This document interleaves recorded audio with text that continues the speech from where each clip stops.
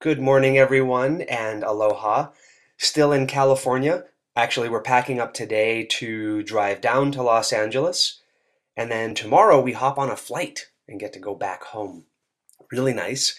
And next week is our NLP training in Los Angeles. So we're just a few days away from that. So I have a 1 day turnaround, but that's okay because we had a great vacation up here. Wonderful time. Anyway, hope you guys are all having a wonderful holiday weekend. Happy Saturday. Here's the question that I got today. All is going well. Well, actually, this question came from a little while ago. So anyway, all is going well. Hope all is going well, Matt. Yes, it is. Thank you very much. Question. Is it normal to have complete brain overload and feel more introverted than usual after something as intense of all of the trainings in a short period of time? This how Mana did a bunch of trainings in a row, and she continues by saying, "I really do feel in a daze." No problem. That happens to me sometimes too. She continues with the email, I'm about to go full force after my mom's visit in December. Just at the moment, I feel like I'm floating around. It's so bizarre. It's like waking up from a dream, and I see the truth and the beauty all around, and also sometimes seeing the not so beautiful. Am I nuts? No. Well, I mean, if you are, we all are nuts. So either we're all crazy or we're all not. That's kind of the way I look at it. I do know that peace is coming, and I will be able to move between realities. The reality of empowerment and then the reality of disempowerment. I talked about this previously. Still, any suggestions on how to recenter while I am learning to move gracefully back and forth between these two realities? Okay, let's tackle a couple of these things for a second here.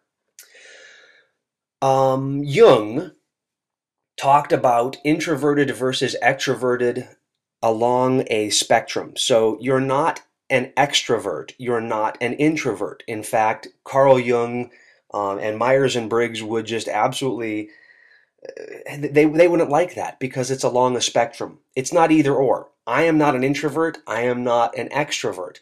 I am introverted or extroverted along a spectrum given a specific context. What does that mean? That means a person may exhibit more extroverted behaviors than introverted behaviors given a certain set of conditions, and vice versa.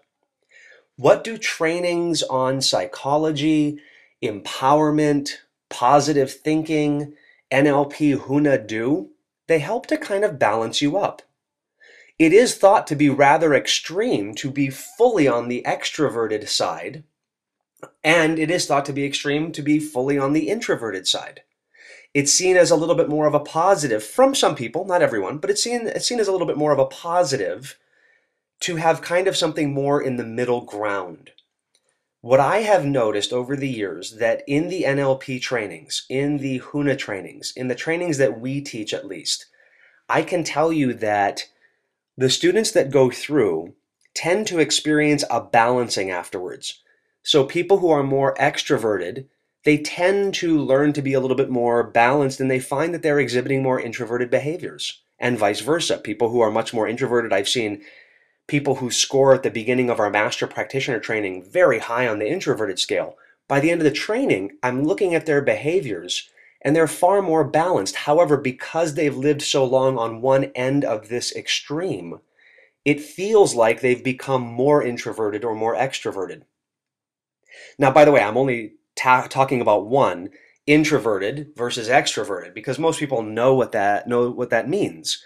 I'm not even talking about sensor judger, intuitor feeler, sensor intuitor, sorry, judger perceiver, blah, blah, blah, getting my Jung here mixed up. But anyway, you get my point. I'm just looking at one thing. This occurs across the spectrum, whether you're talking about values, communication, and continuing with the question, seeing the empowerment around you. That is, seeing people who are empowered and also seeing the not so beautiful, the people who may be less empowered. The idea to help you kind of center is to always remember who you are, what you are doing, and what is your focus. Yeah, that is the three things that Atua always talks about in the Huna training. Where have you come from? Where have you come from is your history. What have you experienced? What have you gone through? The ups, the downs, the happy, the sad, everything. Who are you?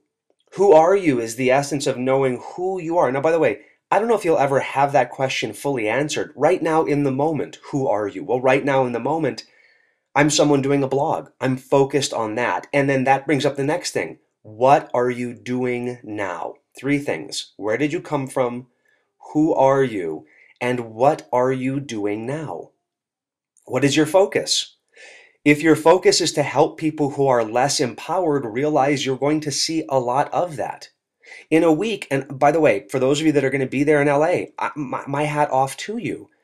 When I'm working with a group of people in an introductory NLP training, the practitioner training, it's an introduction for many people, especially the way we do it with our scholarship model now.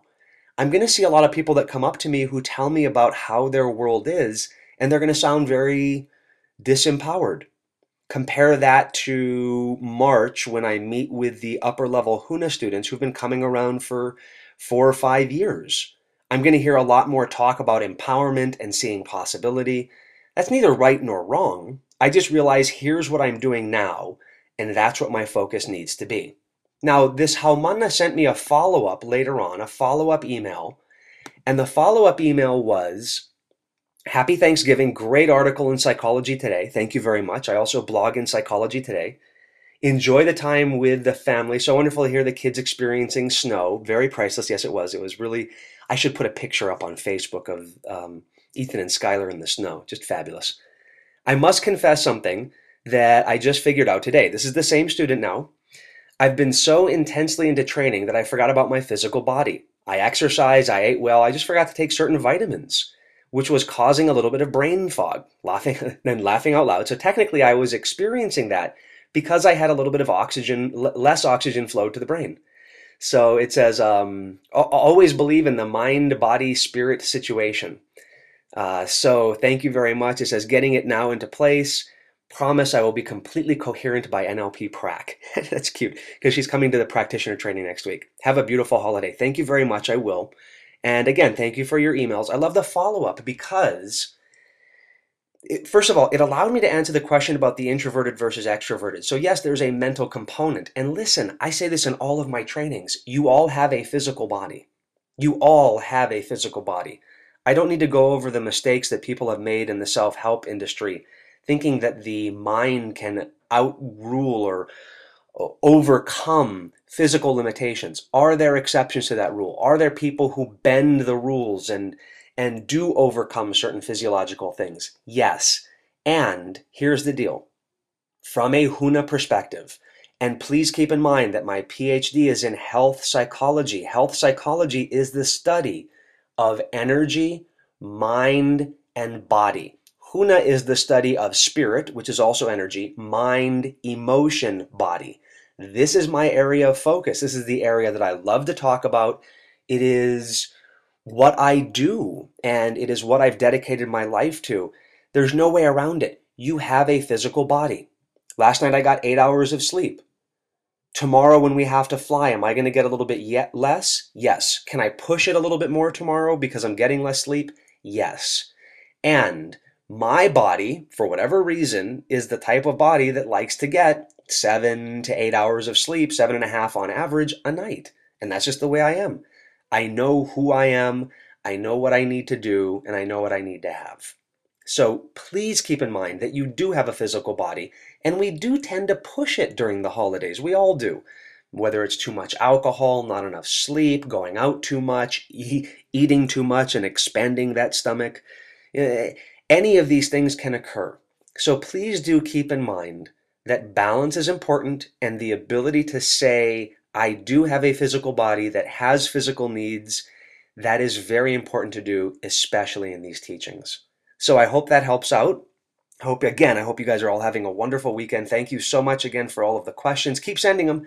I got enough questions to help get me through next week, and hope to talk to all of you again soon. So let's just wrap up our blog like we normally do. Malama pono, we all stand in righteousness. Aloha keakua, make love your shield. And aloha ahui ho. Ahui ho, by the way, for those of you that don't know, means that our paths will cross again. That's ahui ho. Aloha means hello and goodbye because it was never believed that you would say goodbye and it would be done. you will once again meet that person on the path. So, aloha, a hui hou, class dismissed, love you all.